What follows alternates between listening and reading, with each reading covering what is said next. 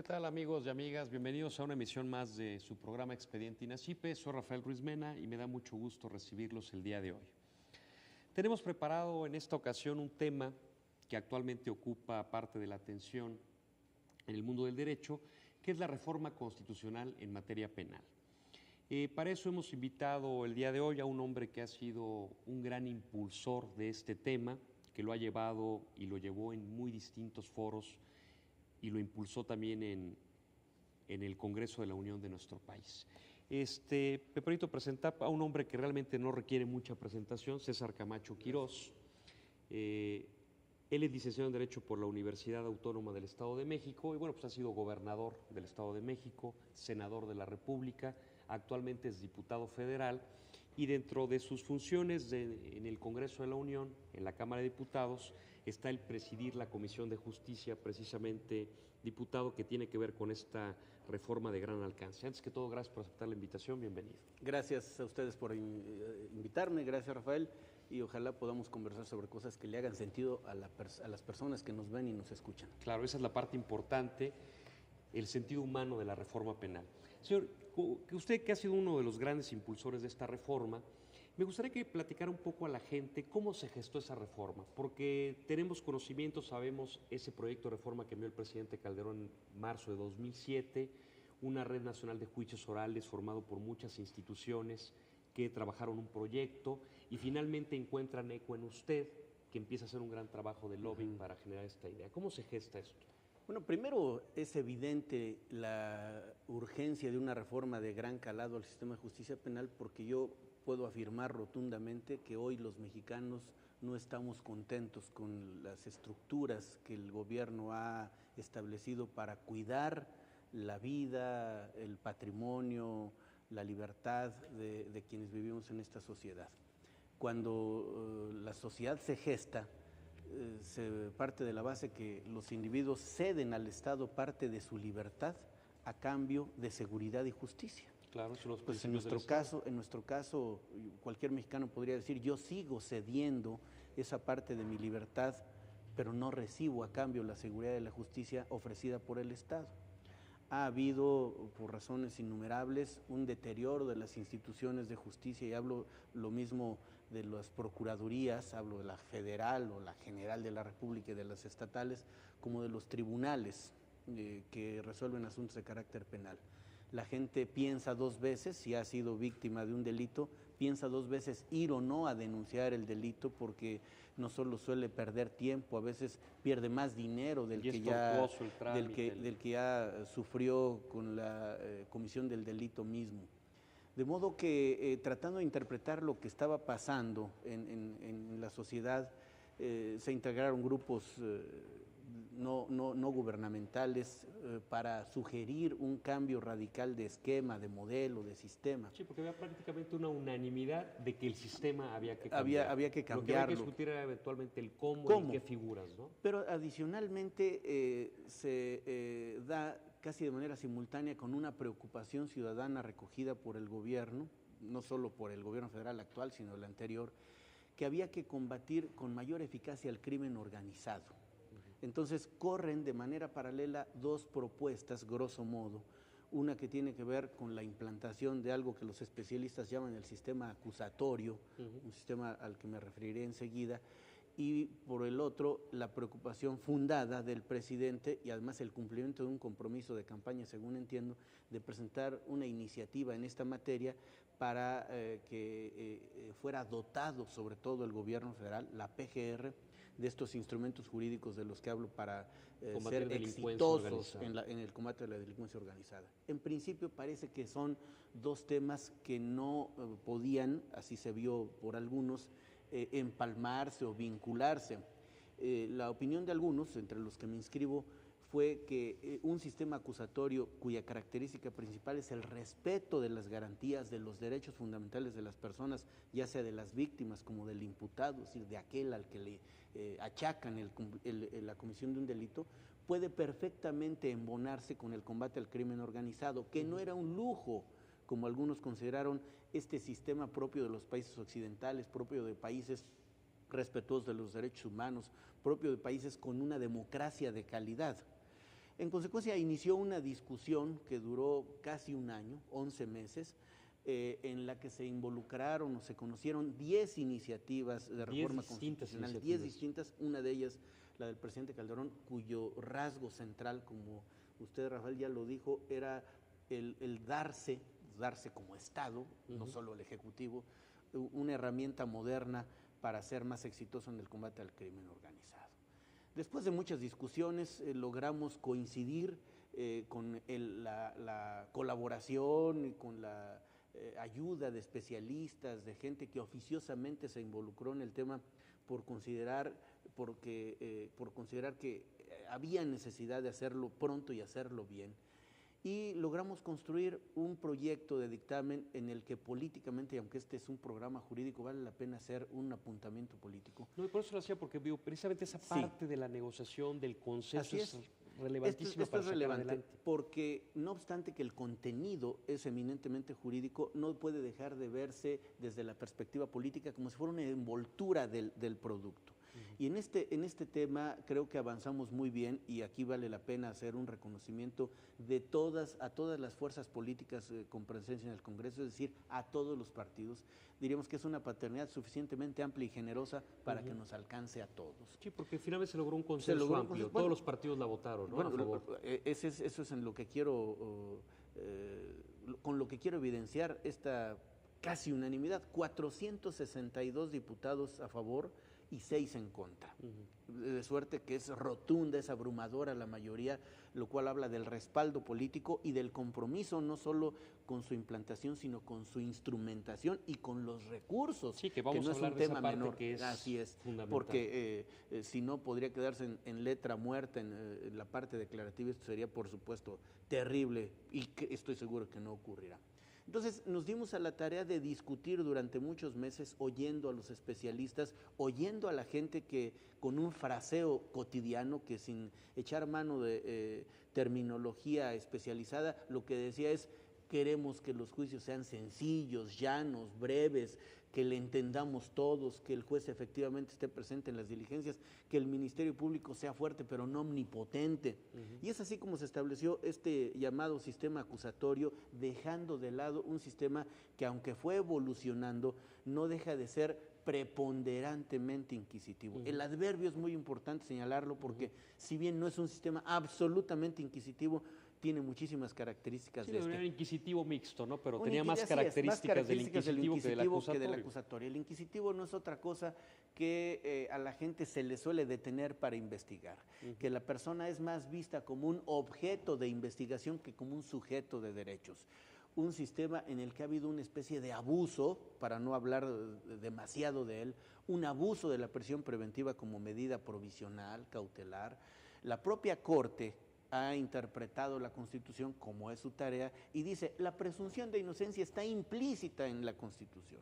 Sí, bueno, es una especie de lío jurídico, un reto de interpretación. Es decir, si uno ve el artículo tal en relación con tal otro y en una interpretación a contrario sensu, armónico, funcional, sistemático, ¿qué necesidad, si es cierta la voluntad del Poder Revisor de la Constitución, de que haya el principio de presunción de inocencia? Pongámoslo con sus letras. Entonces, en la minuta, en el proyecto que está prácticamente aprobado por todos, ya se dice con claridad, sin que sea literal, que las personas involucradas en la comisión de un delito son inocentes hasta que no se demuestre lo contrario. Y ya la presunción de inocencia hasta a nivel constitucional. Es literal. Y en este proceso, literal, diputado, lo aprueba la Cámara de Senadores, la aprueba la Cámara de Diputados en el número de diputados que usted señala, 462. Sí, hago esta precisión: lo aprueba la Cámara de Diputados como Cámara de origen. Cierto, esto es importante. Y va la de Senadores. Va la de Senadores, quienes le quitan dos detalles, si hubiera oportunidad, figuras que platicaremos, que fueron controvertidas, y los diputados le volvemos a hacer enmiendas a lo que regresó del Senado, y el Senado se allana, es decir, el Senado está de acuerdo con ellas, y por ser una reforma constitucional se va a las legislaturas de los estados, y como la Constitución lo manda, debe tenerse cuando menos 16 legislaturas aprobando esta minuta, y vale la pena decirle a quienes nos escuchan que hoy tenemos 18 legislaturas 18. Con un Ya voto aprobatorio, es decir, ya la reforma falta la constitucional, formalidad de falta la formalidad de que sea una declaratoria, que la hace ahora la Comisión Permanente, y la publicación en el Diario Oficial de la Federación. Pero diríamos,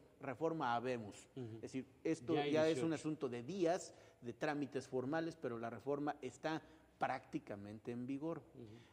A partir de ese momento habrá figuras a las que seguramente nos referiremos, que ya, sobre todo la Procuraduría General de la República, el Poder Judicial de la Federación podrá echar mano de ellas, y algunas otras que obligarán a hacer cambios a las constituciones locales, a la legislación secundaria federal y también a la legislación secundaria de los estados, guardando un principio que a mí me parece muy importante destacar, que es una reivindicación federalista, el margen amplio que tendrán los congresos de los estados de hacer una especie de traje a la medida, porque es evidente que la problemática de un estado con una gran comunidad indígena como es Oaxaca o Chiapas, además en el caso de Oaxaca con más de 500 municipios, no puede ser una problemática igual a la de la frontera norte, con municipios que no llegan a 10, como las Baja Californias o Chihuahua o Nuevo León. De suerte que con este marco general, con este paraguas protector, rector, director de las normas que es la Constitución, cada estado podrá hacer lo que deba, insisto, sin salirse del cauce de la propia Constitución. Y nosotros, los legisladores federales, nos tenemos que apurar para hacer un código, para empezar, federal de procedimientos penales, muy rápido, que ojalá sirva de referencia. No diría tipo, no diría que sea calcado por las autoridades locales, me parecería hasta grosero y atropellador de parte de nosotros, pero sí para que sea considerado. Espero que hagamos el mejor código procesal posible con la ayuda de los especialistas, y que pronto la gente recupere la confianza en las instituciones de procuración y administración de justicia, y esto que decimos los abogados a veces con algún grado de complicación, a la gente le haga sentido y diga, voy a ir a un ministerio público y tendré que ser atendido, voy a tener respuesta, y que el Ministerio Público, cuando acopie las pruebas, las va a llevar al juez, y que el juez va a tener una especie de lupa permanente para verificar la legalidad, la rectitud de la actuación del Ministerio Público, o que también, dado el caso, el Ministerio Público podrá hacer peticiones al juez para que le autorice, no sé, hacer un cateo, y que no tenga que responder el juez por escrito, como ello dice la Constitución, sino por cualquier medio. Sí, que suele ser tardado. Entonces, esto yo creo que hará mucho bien, pero lo más importante, me parece que vale la pena insistir en ello, que la gente sienta que le protegen sus garantías. Proteger garantías, y yo subrayaría las del imputado, las garantías del inculpado, no es darle ventajas, no es darle una coraza, no es darle una patente para que haga desmanes, sino para que no se atropelle. Garantizarle un debido proceso. Garantizar un debido proceso, que no el Estado no adopte una posición que esté en la rayita de la ilicitud o de la legalidad, de la rectitud, so pretexto de combatir una ilegalidad. Es decir, no podemos caer en esa tentación si queremos, como mexicanos, consolidar instituciones democráticas. O sea, no se puede combatir la ilegalidad, la antisocialidad, con decisiones, con instituciones, con actitudes que están rayando en la legalidad. No es correcto, y yo creo que por ahí van las cosas. Señor, así las cosas, como nos dice, lo aprobó el Congreso de la Unión, efectivamente Cámara de Diputados fue la de origen, Cámara de Senadores revisora, nos dice ya hay 18 legislaturas, ya nada más es el trámite formal para que pronto esté en vigor. ¿Cuáles serían las grandes líneas? Ya nos anticipaba una y varias ideas, pero la presunción de inocencia, una cosa muy importante.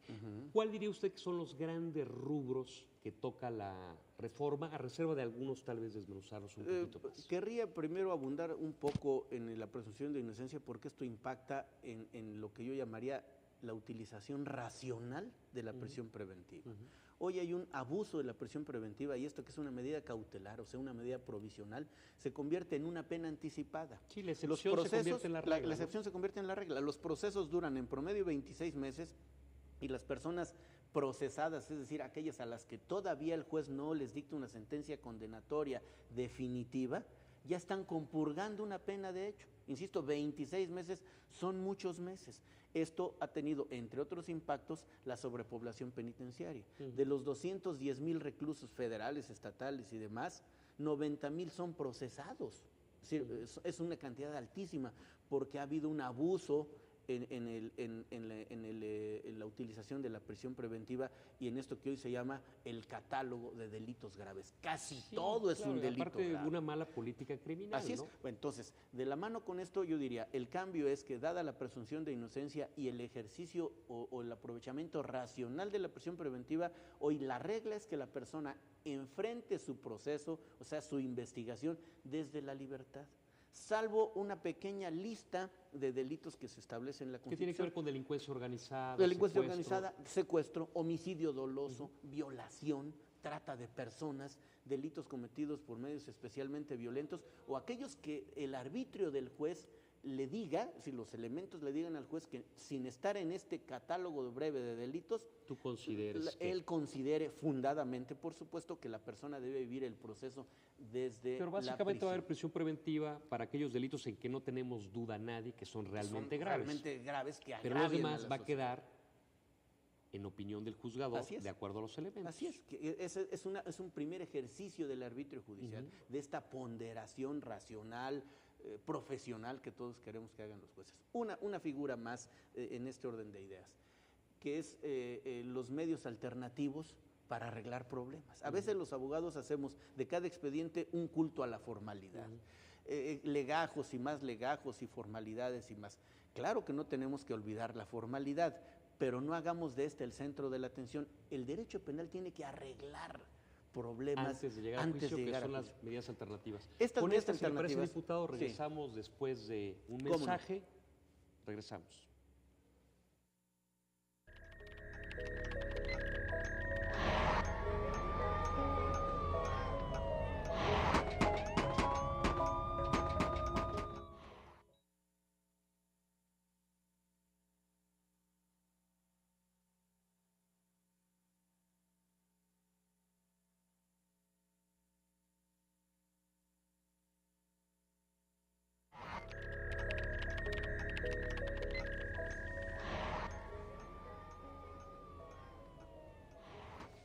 Muy bien, regresamos. Gracias por seguir con nosotros.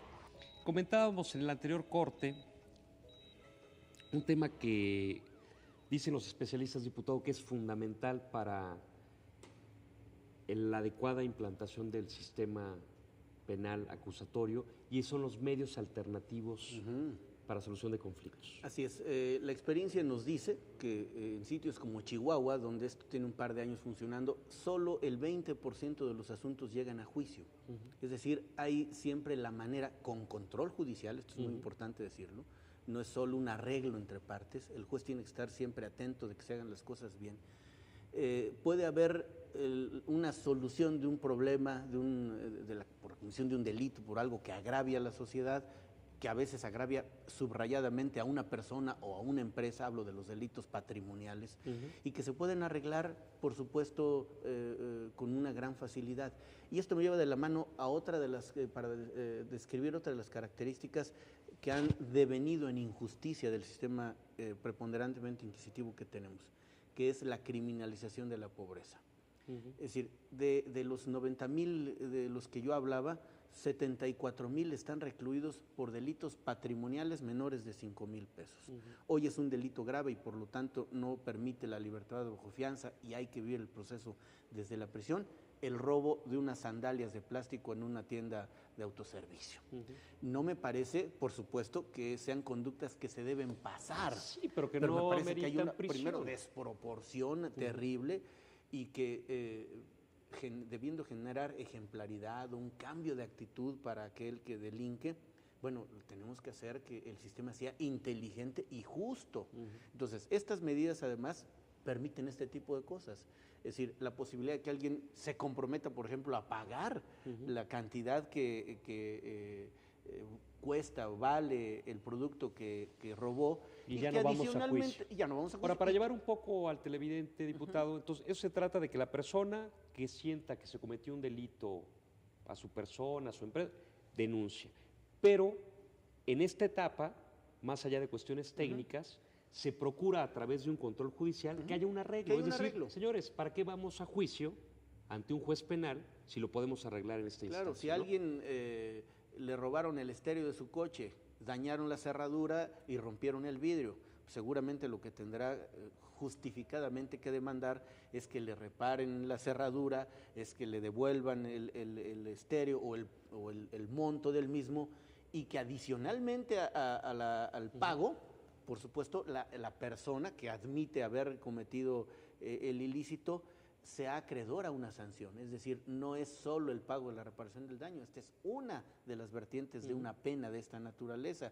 Y seguramente todo mundo estará satisfecho porque la persona escarmentará, tendrá que pagar el daño, pero adicionalmente será acreedora a una sanción de determinada naturaleza, que Pero puede ya ser también patrimonial, no vamos a juicio. pero ya no vamos a Y juicio es y lo la que dice persona de no los estará porcentajes en libertad. Chihuahua. El 80, Así es. del 100% de asuntos, 80% Se arreglan en esta fase. que hay distintas salidas, Así pero el es. 80. Y solamente el 20% Va a ya juicio. vemos ante un juez penal. Así es. Que Y también un hay juez un penal. cambio Hay un cambio importante. de paradigma. Así es, se está pensando en 3 tipos de jueces. En el llamado juez de control de garantías, que es este juez verificador de que las cosas se hagan bien en esta primera En la etapa de la procedimiento, averiguación. en la etapa de la investigación, de la averiguación.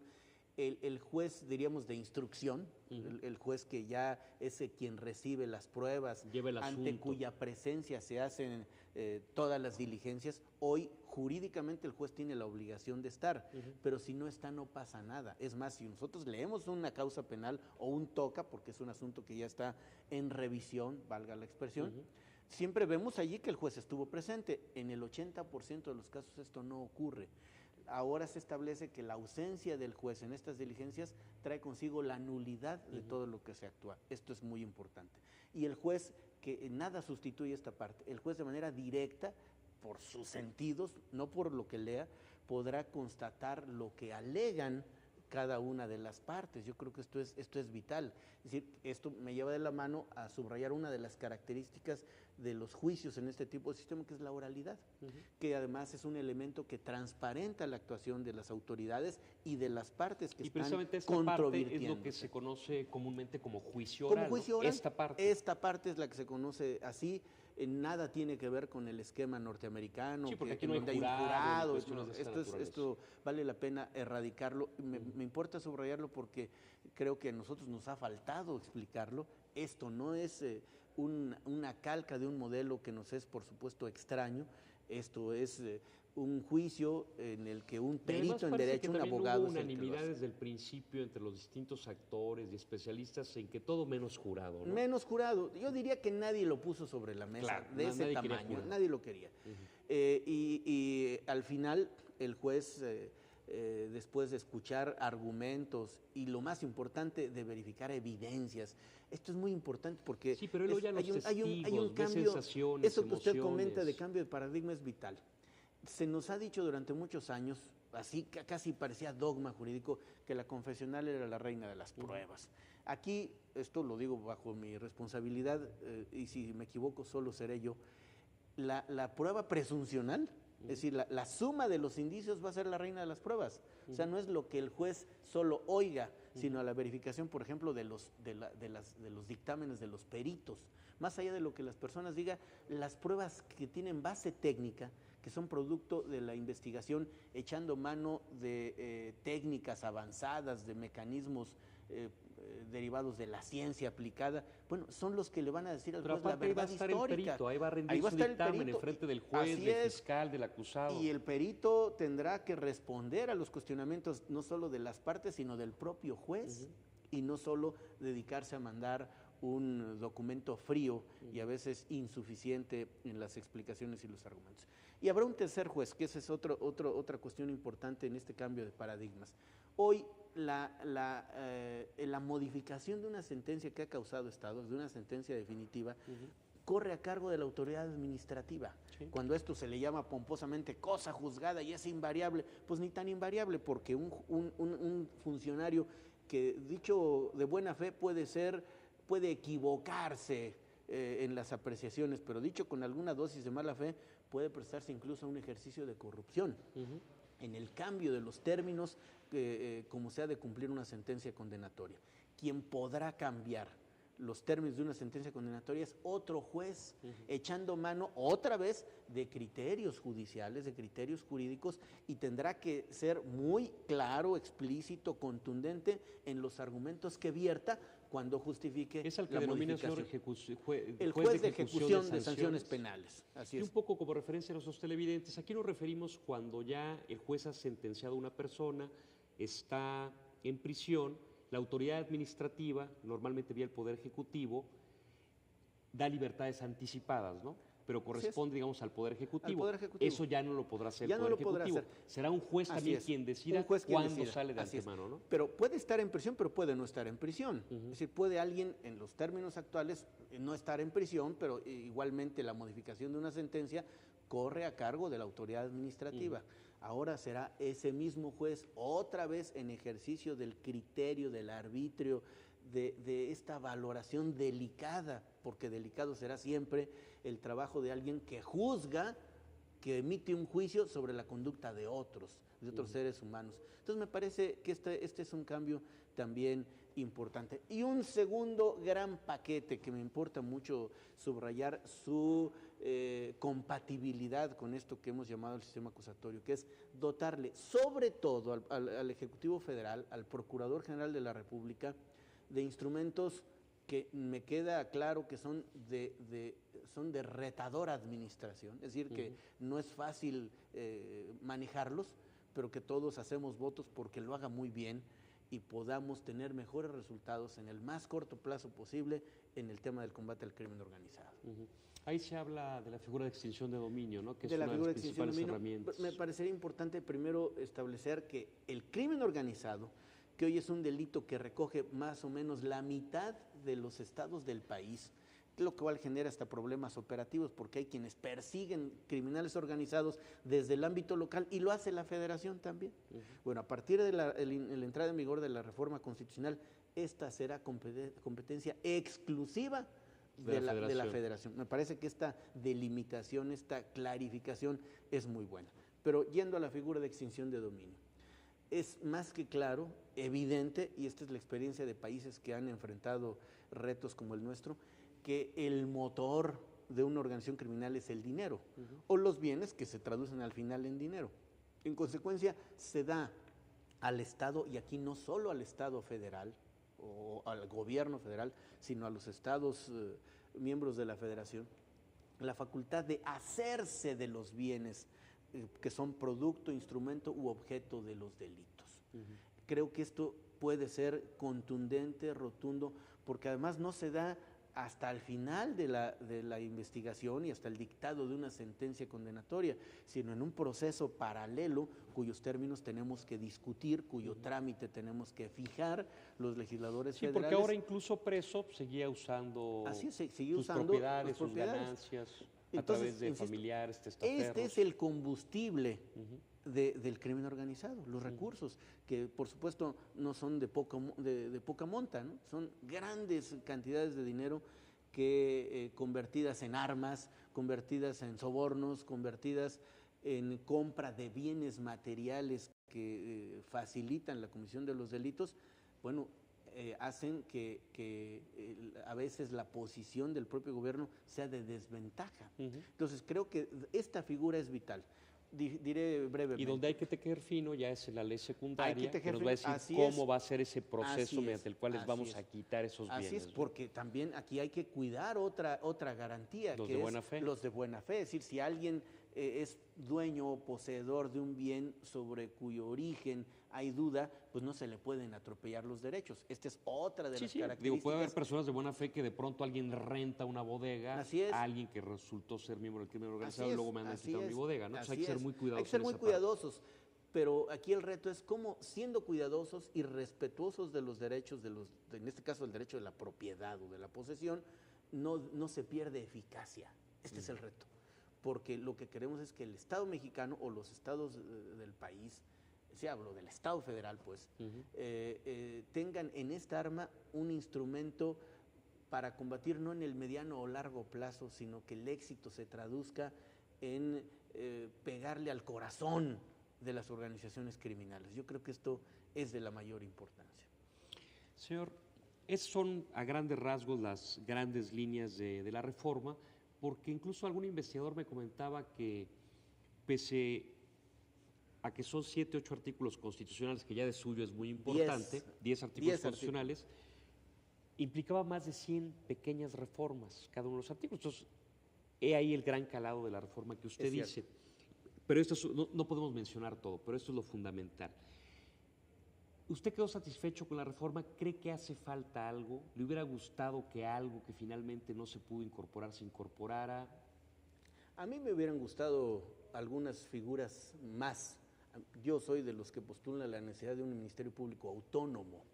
El poder público el ejercicio del poder público suele prestarse a tentaciones, incluso de carácter político. Claro. Mientras la Procuraduría General de la República o las Procuradurías de los Estados sigan dependiendo del presidente, la General de la República, o las de los estados, de los gobernadores, puede haber esta tentación, no obstante que jurídicamente jurídicamente es imposible, por la autonomía técnica del Ministerio Público, porque no se debe guiar más que por reglas de carácter jurídico, pero los ejemplos abundan de una especie de abuso. Hay una subordinación. Hay una subordinación, yo te dígase nombro, lo que se diga. Yo te nombro y yo te quito. Entonces, a mí me parece que ese es un asunto pendiente, la autonomía del Ministerio Público, y en el tema de la justicia restaurativa, a mí me parece que, por ejemplo, los bienes cuyo dominio se extingue el Estado, podrían muy bien aplicarse a un fideicomiso, un fondo que sufrague a las víctimas de los delitos en aquellos casos de insolvencia, por ejemplo, de los responsables. Porque además ahora, aparte de lo lamentable con los bienes que eventualmente se incautan a crimen organizado, como usted dice, que pasan años, es que se terminan echando a perder. Se terminan echando a perder. Si son inmuebles totalmente abandonados, destruidos, derruidos. Y además al Estado le genera un problema la propia custodia, porque el gasto y la administración. No puede disponer finalmente de ellos, los está guardando. Pero los tiene que mantener. Y el mantenimiento cuesta el mantenimiento material y el resguardo de los bienes. Es tortuoso y complicado. Creo que en algún día sería una gran idea. Me parece que este es un asunto que podría proceder, no prosperó en las discusiones de las mesas. A mí me parece que también en algún momento el Estado tiene que hacer frente de las injusticias, aunque sean involuntarias, provocadas, por ejemplo, por sentencias que generan daños colaterales, ¿no? Es decir, cuando alguien han tenido 26 meses para que al final le diga, oigan, nos equivocamos, y el proceso resulta tortuoso, casi incluso hay evidencias de mala fe en la administración del proceso, bueno, ahí hay una responsabilidad objetiva, un poco echando mano de un término del derecho civil. Pero si ya la institución tuviese una repercusión en el bolsillo de la propia institución, ya lo pensarían dos veces, ¿no? Habría más cuidado. Y quizás esta parte también faltó de la reforma. Y hay muchas cosas más. Se habla de estas acciones colectivas que a lo mejor en algún momento pueden proceder, o de darle mayor énfasis a la llamada justicia de barandilla, la justicia de conciliación, no necesariamente vinculada a lo penal. En fin, yo creo, para no darle largas. ¿Usted le gusta la idea de un código penal único, a la manera de la Ley Federal del Trabajo, Código de Comercio? A mí me parece que los estados tienen que reivindicar su soberanía, y no es un asunto solo no es un prurito de derecho político. Voy a dar un ejemplo que me parece que justifica esta posición. ¿Se despenaliza o se penaliza el aborto? Esto tiene que ver con un valor socialmente compartido. En la Ciudad de México decidieron los asambleístas o los diputados al órgano legislativo capitalino despenalizar el aborto. A mí me parecería que esto generaría un problema terrible en estados cercanos como Puebla. Claro. Por un valor culturalmente compartido. Hay sociedades más conservadoras, y a lo mejor no les resulta grato ni conveniente despenalizar el aborto. Y yo diría, es un tema muy complejo. Y es respetable. Es respetable. Podríamos tener Diputado, posiciones personales. Hacemos ahorita un breve corte, regresamos. ¿Cómo no?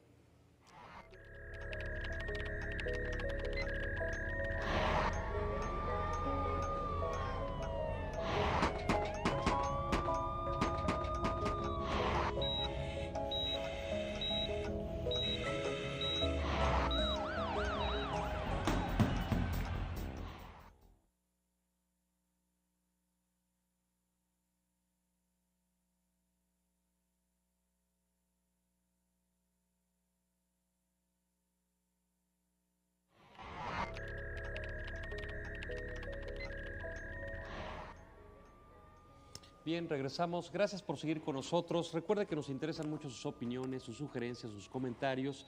Escríbanos a expediente.inacipe@inacipe.gov.mx o llámenos al 54 87 15 00 a las extensiones que aparecen en su pantalla. Volvemos con el diputado Camacho. Gracias, Rafa. Señor, hablamos ya de estas grandes líneas de la reforma, de todo el trabajo legislativo, de especialistas para llevarla a cabo, de los grandes temas que implica.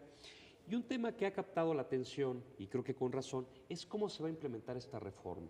Porque implica tal vez la creación de infraestructura, por ejemplo, las salas de juicios orales, tal vez la creación de nuevos servidores públicos del Poder Judicial, que pueden ser los jueces de control, los de ejecución de sentencias. Y a mucha gente le da un poco miedo esta cantidad, y ya no digamos también la capacitación, ¿no? Claro. Bueno, yo creo que los recursos económicos entrañan un gran reto para el Poder Legislativo, para la Cámara de Diputados especialmente, que es la que tiene la facultad exclusiva de aprobar los presupuestos. Yo puedo decir que hay un compromiso de todos los diputados, de todas las fracciones, para construir el primer piso de este edificio en sentido figurado, que entraña darle recursos al ámbito federal, pero también a los gobiernos de los estados para que inicien este proceso. Porque primero cabré decir que se dio un lapso amplio, 8 años, para la instrumentación completa del sistema. Pero yo creo que aquí, otra vez volviendo al tema del respeto por la decisión local, cada estado a su aire, y cuando digo cada estado estoy pensando no solo en el gobernador, sino en el Tribunal de Justicia y en el Poder Legislativo, irá definiendo cuándo y con qué características, a qué ritmo. A mí me parece que Chihuahua o Nuevo León o Oaxaca puede hacerlo mucho más rápido porque tienen ya incluso creada infraestructura. Además, algunos podrán empezar, porque esa es la experiencia, con ciertos delitos o con todos los delitos en una región determinada, es decir, no acometerlo todo de un jalón, me parece que sería riesgoso. Pero aquí, Rafael, a mí me parece destacable que para este cambio lo que necesitamos lograr es un cambio de actitud, es decir, una buena disposición de parte de los que serán protagonistas de la transformación. Hablo de los agentes del Ministerio Público, de los peritos, de los jueces, por supuesto, de los defensores públicos, que en este sistema cobran mayor importancia de la que de suyo tienen, y de este proceso necesario de reeducación, en cuya tarea el INACIPE deberá estar absolutamente involucrado. Sí, porque los procesos van a ser muy otros de los que tradicionalmente conocían los abogados. Y en el mundo jurídico... Entonces van a reeducarse. Jurídicamente hablando. Y el mundo jurídico parece que no está hecho para cambios de esta naturaleza. Me explico. Es muy común que en las facultades de Derecho, en las escuelas de Derecho, nos expliquen cómo funciona el entramado y cómo hacer que este entramado no cambie. Es decir, es para mantener un estado de cosas. Así nos forman. Es muy común que frente a un cuestionamiento un profesor diga, eso no se puede porque lo prohíbe la Constitución. Claro, a veces no se puede porque lo prohíbe la Constitución, pero a veces habría que hurgar y hacer la reflexión sobre si no solo no se puede, sino no se debe. Es decir, una actitud más abierta para decir, esto ha funcionado así. O al revés, se podría también reformar la Constitución. Si es que esta institución se modifica. Como en este caso ya la institución jurídica se modificó, aquí lo importante es que haya una apertura de todos los potencialmente involucrados o de los ya materialmente involucrados para que este cambio de actitud se dé. Todo lo demás, sin ser menor el reto, creo que todos son enfrentables. Es decir, el tema del dinero, de la infraestructura material, etcétera. Es importante decir que uno de los transitorios de la reforma constitucional obliga a crear una instancia, un ente jurídico, una oficina en la que participen los 3 poderes de la Unión. Es decir, que se pongan de acuerdo la Corte, el Congreso de la Unión y el Presidente de la República para ver quién está a cargo de esta oficina, porque será el pivote, el promotor de las reformas, no solo legislativas, sino de que no haya perversión, de que en ese brinco en sentido figurado entre la norma constitucional... que hasta asesoría para aquellos estados que no han iniciado, porque hay estados como Chihuahua, Nuevo León, como lo comenta, bueno, que ya lo tienen y prácticamente tal vez tendrán que adecuar alguna pequeña cosa. Lo van a depurar. Y hay otros que van a iniciar. Así es. Entonces, desde capacitación, asesoría. Así es. Esta oficina, por ello, tendrá que ser cuidadosamente instalada una vez que entre en vigor la reforma constitucional, es decir, dentro de pocos meses, yo espero, 1, quizás 2, no muchos más, y darse la tarea de ser un gozne, una bisagra, un puente eficaz entre los poderes de la Unión y quienes tenemos algo que ver ya con la construcción de la siguiente etapa o la construcción del siguiente piso de este edificio en sentido figurado, porque deben ser decenas de normas las que haya que reformar y algunas, como la de extinción de dominio, que hay que crear a partir de cero. Hablo de a partir de cero en términos de antecedente legislativo. Tenemos experiencias la primera derecho, en su tipo en México. Hay experiencias de derecho comparado, seguramente las opiniones de los académicos serán muy valiosas, pero el reto está allí. Y aquí Sí, lo porque importante, ahora que lo toca es un tema muy importante, es de todas las leyes secundarias. todas las leyes ¿no? secundarias. Pero aquí lo importante, insisto, es no perder el ánimo positivo y la convicción de que es una reforma buena. Hace ratito en el inicio del segmento, cuando me preguntaba si quedé contento, yo quedé muy contento personalmente, como abogado, como legislador. Yo creo que llegamos muy lejos, quizás falta un tramo por recorrer, pero llegamos muy lejos, y lo importante es que lo construimos entre todos. Y que esto que falta por hacer, si mantenemos la misma actitud, el mismo espíritu de colaboración, la misma apertura de criterio, la disposición al acuerdo, vamos a seguir haciendo cosas buenas. Y un tiempo, hablo de los últimos años, en donde no fue muy productivo el Congreso de la Unión, podría demostrar que por encima de intereses de corto plazo o intereses incluso de orden partidario, está el interés de la gente. Yo no dudo de que hay otros temas que también le preocupan, pero el tema de la seguridad y la justicia está en el ánimo, en la mente de todo el mundo. Entonces, yo creo que no solo basta dar este primer paso que estamos prácticamente ya concluyendo, sino comprometernos con desdoblar la reforma de justicia penal, la reforma constitucional, y hacer que haya muchos artículos, no por abundar en que sea un entramado complejo, sino tantos como sean necesarios y que estén escrupulosamente cuidados, que sean jurídicamente impecables, para que los instrumentadores, los aplicadores, que son el Ministerio Público, la policía, los jueces, lo hagan muy bien. Y al final, que no tiene la obligación de entenderlo todo, el justiciable, el ciudadano, en cuya categoría cabemos todos, a él es al que le debe hacer sentido la reforma. Que más allá de que lo acusatorio y la extinción de dominio, que son expresiones a veces muy técnicas, la gente simplemente diga, confío en el Ministerio Público y voy a denunciar y sabré que esto va a llegar al juez, quiero que sea eficiente, y si soy un agraviado me van a reparar el daño, y si soy un inculpado me van a respetar mis derechos. Ahora, también es importante comentarle a la gente, diputado, que esto es paulatino, ¿no? Claro. Primero, ahorita todavía no entra en vigor la reforma, porque de pronto yo escucho comentarios de que no ha cambiado nada. Bueno, pues es que todavía no entra en vigor la reforma. Y aparte va a ser paulatino. Y cuando entre tampoco entrará en vigor, cambiará por arte de magia al otro día el proceso penal en su conjunto. Esto es muy importante y por decirlo. eso incluso el lapso hasta de 8 años. Usted tiene razón. Ir avanzando. Ir avanzando poco a poco. Y otra cosa que tenemos que hacer los impulsores de esto es darle mucha publicidad, porque todavía imperan confusiones y qué entró, qué no entró. En fin, hay que decirlo, y hay que decirlo de la manera más sencilla posible, y que las personas sepan que a partir de tal o cual tiempo este tipo de instituciones o de figuras o de mecanismos están al alcance de su mano. Sí, la divulgación es fundamental. Es fundamental.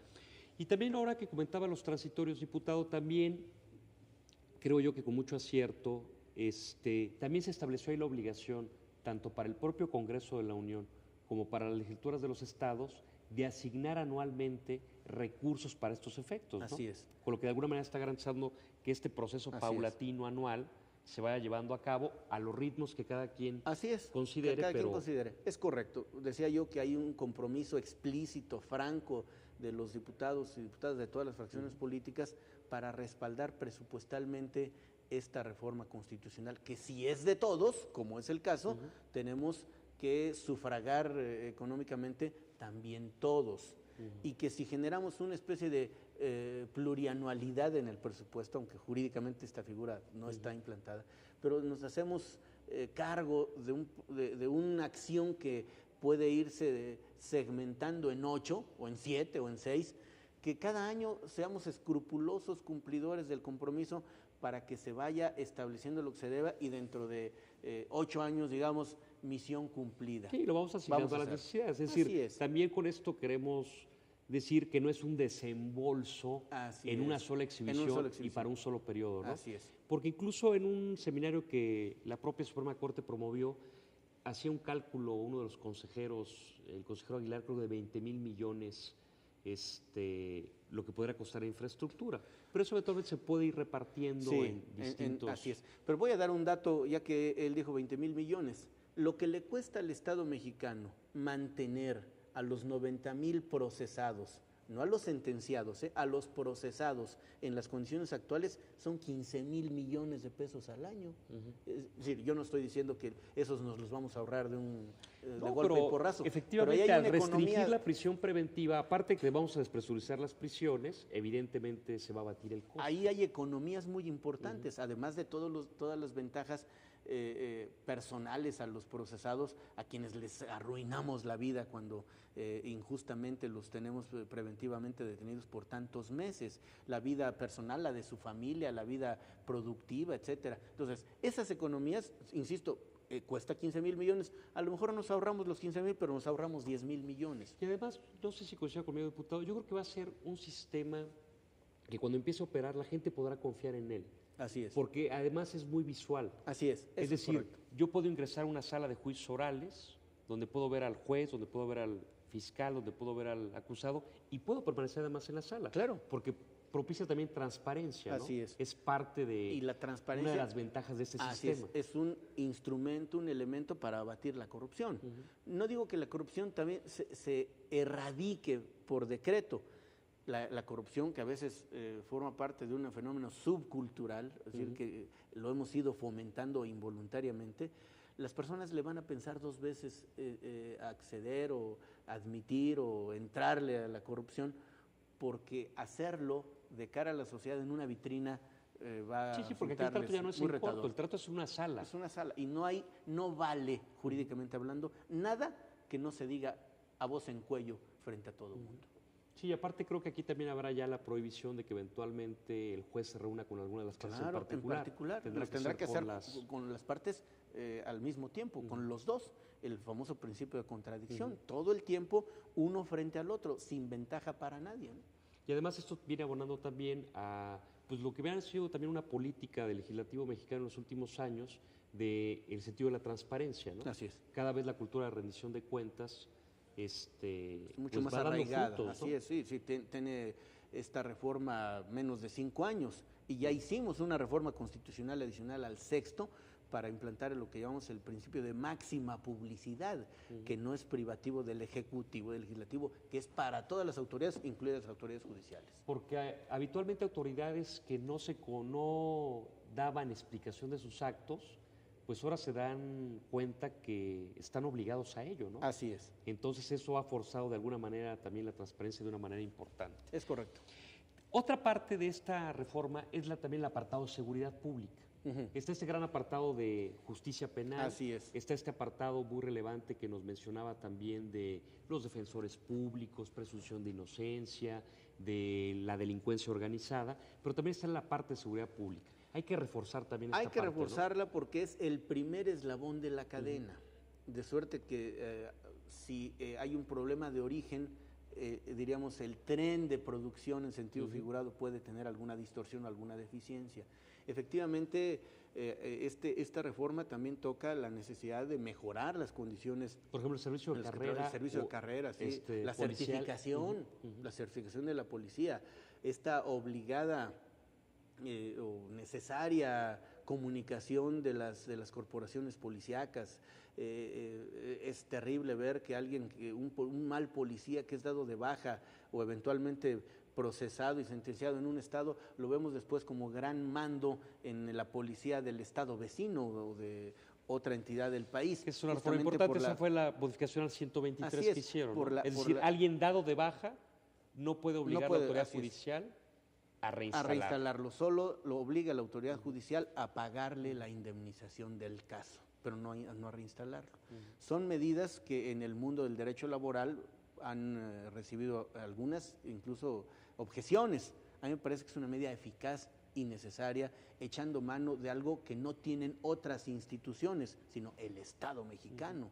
Es decir, es una medida de autoprotección, no se trata de una relación laboral ordinaria, ni del ejercicio de una profesión o una tarea ordinaria, se trata de la seguridad, del cuidado de la vida y de la libertad de las personas, y el Estado tiene que ser aquí especialmente escrupuloso y tener prerrogativas como estas para no tener que mantener en las corporaciones a los elementos que se ha evidenciado que no han merecido la confianza de la sociedad. Y desafortunadamente hay ocasiones en que no se puede probar del todo, ¿no? Así es. Entonces está esa parte. Así la parte del servicio de carrera, ¿no? Yo creo que dar un proyecto de vida a quienes eventualmente se van a enrolar en una actividad tan compleja, el darles una opción de vida importante y un sistema de seguridad social especial. Eso, ¿no?, es vital. Porque, eso lo incorporaron también. Porque la gente tiene que, decir, hace una especie de opción de vida, como bien se dice, y tenemos que garantizarle que habrá no solo decoro, dignidad